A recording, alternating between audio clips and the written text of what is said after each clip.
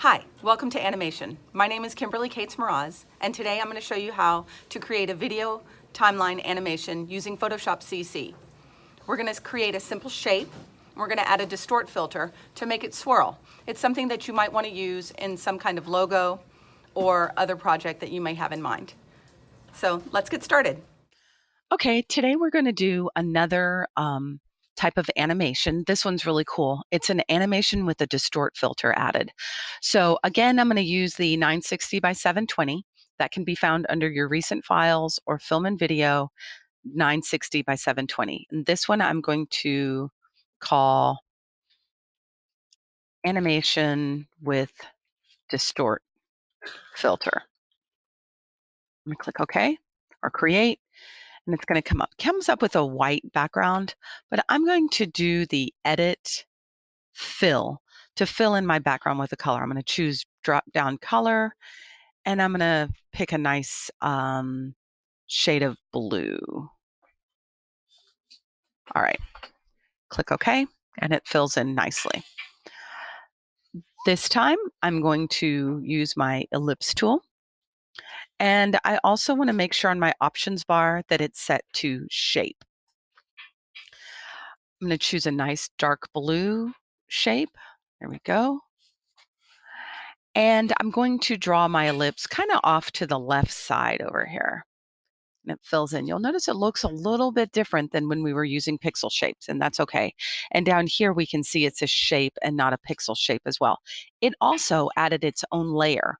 Whereas if this were a pixel, it would have put it straight on the background unless we had added another layer. So it did it for us. I'm going to right click out here in this gray area on my layers panel and choose Convert to Smart Object. So it's now converted. Now I've got a different icon down here. I'm going to choose Create Video Timeline. And this time, when I pop open my properties, you'll see we have the transform properties, opacity, and style.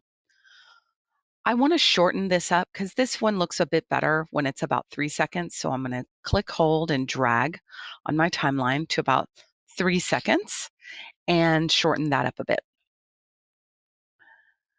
The first thing I'm going to do is make my ellipse move from one side of the screen to the other. So I'm going to embed an animation in my smart object, just making it move. So I'm going to move it off the screen.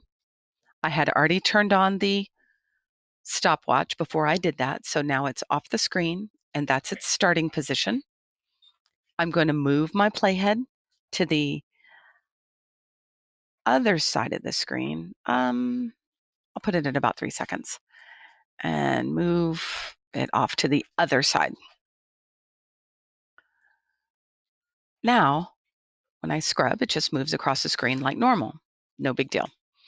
Put my playhead in about the center, and I'm going to go to Filter, Distort, Twirl. This is where I can zoom out and see what it's going to look like. I have it set, that's my twirl. So yours, when you turn it on, might look something like that, but I'm going to move it all the way to the far right. I like a really advanced twirl. I'm going to click OK. So now when I rewind and then hit play, it's going to move slowly because it's trying to render the frames right now. It makes a twirl and then it kind of just hangs out on the screen, and I don't want it to do that. So now I'm going to click, hold, and drag that keyframe to about 2 seconds and say, okay, this is where I want it to play and end. And now I want to move my playhead off over here to 3 seconds, and I'm going to resize this. It's going to give me a warning window and say it's going to temporarily turn off filters. So I'm going to click OK, and it makes it a circle. And I'm like, okay, that's fine. I'm okay with that. I'm going to make that circle smaller and hit the check mark. So now when I rewind and then hit play, it forms the twirl. The twirl leaves the screen, and instead of just hanging out there, it looks like it flows off of the screen out of view. That's exactly what I want.